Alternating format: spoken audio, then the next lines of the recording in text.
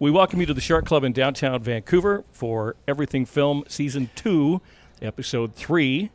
Joe Leary along with Patrick Scheltgen from Film Robot and Everything Film, and also Agencyclick, which, of course, is where this show emanated from initially. We're welcoming to the program for Season 2, Episode 3, Mr. Noel Johansen, film, stage, actor, voiceover artist, and instructor. And I love this. A lot of titles. We were talking off air here. Theater trained in London, okay. Graduated University of Pennsylvania and the Sorbonne. That's pretty sexy, man. That's pretty sexy. That's quite the background. Yeah, pretty diverse. I mean, my dad's English, was a sailor. My mom, American, and was an actress director and studied in England, and they met on a ship.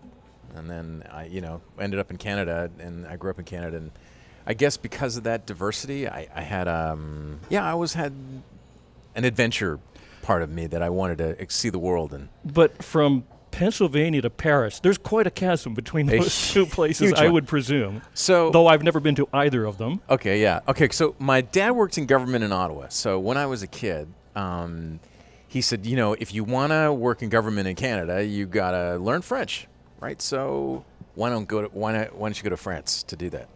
So at that point, I thought I was kidding. Anyway, so I ended up in Paris doing at the Sorbonne because they accepted anybody who had an international baccalaureate at that time. So if you graduated from high school in Canada, you could go to a French university, just like that. Mm-hmm. So anyway, I ended up there for a year, which was great because, as we were chatting before, I grew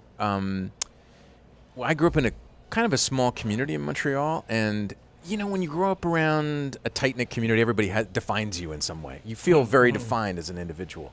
And I felt like that. And then when I got to Paris, it was one place where no one knew me. And I felt like I really defined my identity there, and I got my independence, my everything about that. And okay, so hold on. Hold on here. I don't know if you're hearing this, but I'm hearing that we're not going to get the starving actor from you. Oh, you will. Oh, you will. That there was days where you're eating macaroni and cheese. I was on after 9/11 in L.A. I'm hearing Paris. And, I had a budget in Paris. My dad was quite strict. He was very strict on me. Oh yeah. I had to send him a budget every month because he was just that kind of guy. Oh yeah. How many coffees I bought, all that stuff. So. Oh wow. So you're starting out. So you're starting out in this industry. Yeah. And you're going, and the education, everything aside. Yeah. What did you do? So when I graduated from drama school in London, kept following women all my life. So my girlfriends. So I had a girlfriend in New York, so I moved back to New York, and I was a starving artist for quite a while. Yeah. Thankfully, she was great. She was good enough to, support me for a bit, and then I couldn't, I just couldn't handle it, so I had to start working in other jobs, right?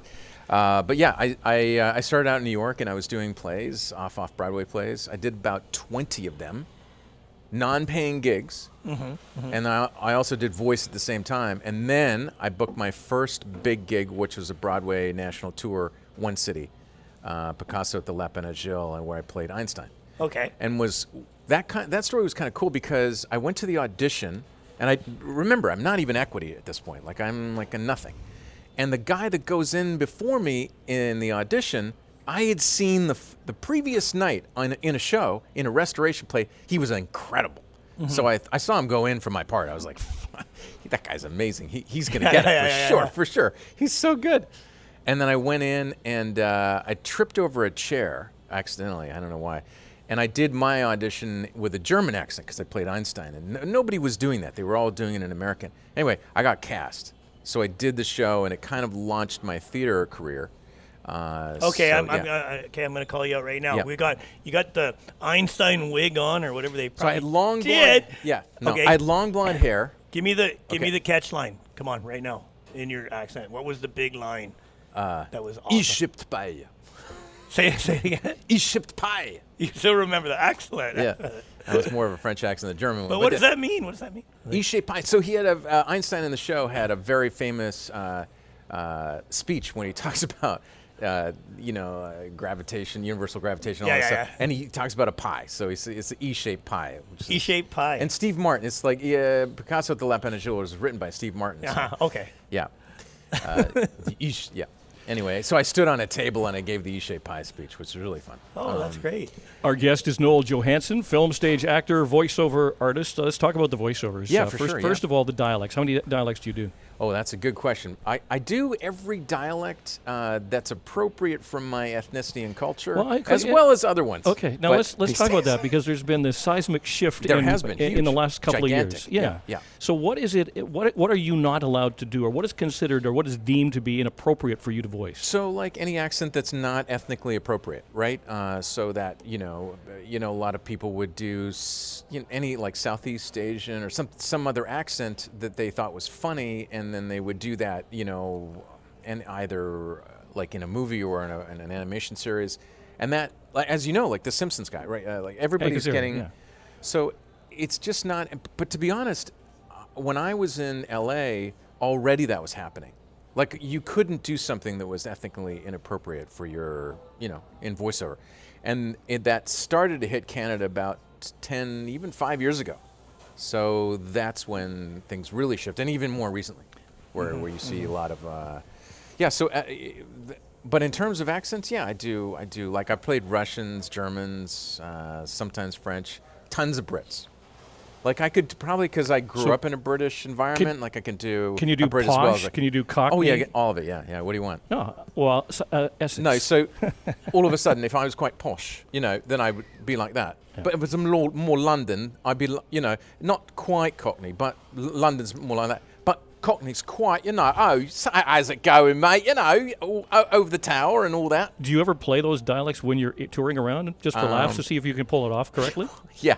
Oh yeah. Okay. I've done British stuff, especially in the States, where they asked me, they want to make sure I was actually British, because a lot of times in the States they just want the authentic, the real deal, right? Give me your best Sean Connery. Everybody's got Sean Connery. I no, come on, you gotta tell me. I know. I love. Google.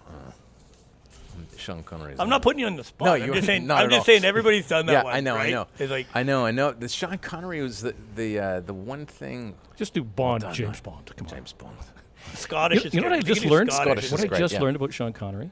He wore a toupee in every James Bond movie, even Goldfinger in '64. Really? I thought he got thinner, even a toupee. Yes, really? In every Bond film. Little aside there. That's hilarious. I want to talk about something in particular. A role that you played against or opposite Devon Sawa, somewhere between. Yeah. Playing a character with deletion syndrome. First of all, what is deletion syndrome? So deletion. Yeah, go ahead. And what do you do to sort of pick up the subtleties of something such as that? It was one of the most incredible experiences, I got to tell you, because of what happened to me.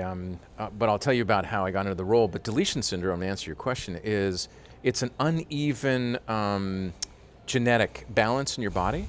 So in our bodies, we have genetic balances, left, right, and in every stream of DNA, there's a balance.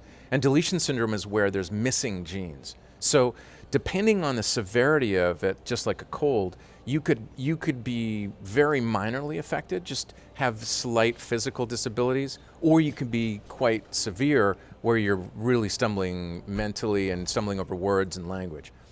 So I did some research when I got the audition. In fact, when I got the audition, I actually didn't think I could play the role, because I was like, I've never played anyone, who's mentally disadvantaged that way at all. So I thought, no, I can't do this. And Andy was great. He was like, no, you give it a shot. And I did a lot of research on it. So when I went into the audition, I had different degrees of deletion syndrome. And in the audition, they asked me to do different degrees of it. And then in the callback, same. So. But what was interesting about the role, they had looked all over North America to find this part, and they, of course, asked people with deletion syndrome to audition for it, etc. But I think the key that a lot of folks were missing was the emotional element. So deletion, to give you an analogy, like with autism, sometimes you can be emotionally sort of reserved with autism, not with deletion syndrome. So you can have a full emotional range. And I keyed into that. And as soon as I did, something really shifted in me, and I became incredibly vulnerable. And every time I did this character's Danny's lines, they would have me in tears, which was good, because most of my scenes were quite vulnerable. And he was when I went to the audition, which is an interesting story, I felt like he was talking to me. Like often as an actor, when you go to auditions, you're kind of not calming yourself down, but you're prepping yourself in a way, and you're trying to build up your confidence for the thing you're going to do. I didn't have any of that in this audition. I had the character kind of speaking to me. It was weird. It was like I was channeling him, and and like right from the moment I left my door to the time I walked in the room, I felt like I was him. I was kind of like, it was very method in that way. Like I was on set, I was always, I had in my trailer, when I was on set, I was Danny. Because he was so powerful. But isn't that how you want to be as an actor? You want to get so deeply engrossed. You do. That's the I agree. payback, right? I agree. That's absolutely what you want, but it's not always the route that you take. Right. Like, it's not always that you're living the life of the character on and off set. You know, it's not always Daniel Day-Lewis for me. Sometimes I can come in and out of it. Right. So it just depends on the role. And each time you prepare a role, it's different. So... But for him, it was really, really, really strong. Well, including a sort of a run through the local circuit, Supernatural, Arrow, Smallville, Stargate Atlantis. The voiceover work obviously consumes a lot of your time. You actually instruct voiceover. What do you tell Joe or Joanne, wannabe voice actor, that think, hey, I can do that, I can do commercials? What do they need? What are the tools that you tell them they need to have? Authenticity. And that's the key with everything, but especially in voiceover and especially in commercials. You know, to show up as yourself, to be yourself, that's so hard in the artifice of, you know, a camera or a microphone. You know, most people present themselves. They're not themselves because something happens when you get on mic. And you must have worked with creative directors or agency types that they think they know more than the talent does. And they try and impart their wisdom to you. Oh, yeah. I always use as an example the great legendary Orson Welles. Folks, Google the Orson Welles voiceover sessions, where, again, arguably the greatest director of all time, the greatest filmmaker, one of the greatest voices, amazing, yeah, being told instruction from some squeaky-voiced teen agency type. What kind of misinformation have you been fed? Biggest example. When I first started off, I was in New York, and I went to a session for Fleet Bank. I'll never forget it. They paid me $800 just to show up, which is pretty amazing. It's like a golden time contract, whatever. Yeah. I was the third person they hired, which should have told me something. I showed up, huge place. It was like half the size of this room, an auditorium, 2 directors. So I'm in the booth, I do the spot, and the end of the spot, guys are like, that's great. One guy says, you know what? I'm kind of feeling like red fall. Can you give me a red fall read? And I thought he was shitting with me. And so, like, I thought he was messing with me. So I was like, that's funny. He's like, and nobody laughed. And I was like, yeah, the red fall. So I did the red fall read, whatever that was. And then the other guy was like, yeah, but I want staccato. Like, I'm feeling drums. So give me the staccato read with a red fall. And I felt like it was. And nowadays, if I got that direction, I would have gone out of the booth and talked to the directors and said, listen, guys, you know, I think you need to talk to one another. But yeah. Well, you know, the one thing I'll ask you too is and you know, part of our audience is people that really want to get into this game. Of course, and play this. And from my calculations and this is what I would like to know from you, is it's a numbers game, right? Like, so for example, what I'm getting at is, how much work is there compared to people that want the work? You know what I mean? Like the ratio, like are there 2-3 golden jobs that come into Vancouver that are like, we want that? But then you've got seasoned guys, you got the gym, you have the seasoned guys, that's for sure. And that helps. But I mean, nowadays, especially how things are shifting in terms of opportunities for different cultures and different races, that is becoming a huge game changer for newcomers. Right. So you have, you know, that's a good lead in, because you're like, you know, you have your school. Yeah. And has anybody just come into the school and just knocked your socks off and just went Hollywood right away? Yeah. Can you share that with us? Yeah, a couple of us. And what's really cool is that as we move into the gender, so we had a transgender person that was in our program, and they were just stunning. Like they were so good. And immediately they're working, and we're so proud of them. They're just so talented and so available and so curious and hungry, and they're doing great. And they're setting they're actually fitting into the new mold that's out there now. Okay. You know, that's giving opportunities to folks of different gender, different cultural backgrounds. So we're so proud of them. So is there an abundance of work to be had out there? There is. It's like everything. Right. There is for folks who are well prepared and talented. You know, and I mean, our program is just giving people craft and the tools to do it, but you have to have something. You have to have a drive to succeed. I don't even know what talent is anymore. I think it's hard work. I really do. I think if you're going to work hard enough, you'll get there if you want it. Well, let's talk about your school. Like, let's do a it's not a shameless plug, but let's plug your school right now. Yes, How please. can people go there, and what's the name of it, and what's the best way to get a hold of I'm you? so proud of it because of what it offers people. It's the only full-time program in voiceover in the English-speaking language. Okay. We're accredited by the government of BC, so we're the only accredited voiceover program that exists, meaning we're measured in terms of our results. We offer a full-time program, which is our unique offering, and that allows people a 6-month program to learn everything we think you need to get started. Oh, it's amazing. It's really exciting. So what's the name of it? What's the name? On the Mic Training. On the Mic Training. So do you have a website? On the Mic Training. Well, onthemictraining.com. Give us the website in a Cockney accent. So what you got to do is you got to go onthemictraining.com. Yeah, check it out.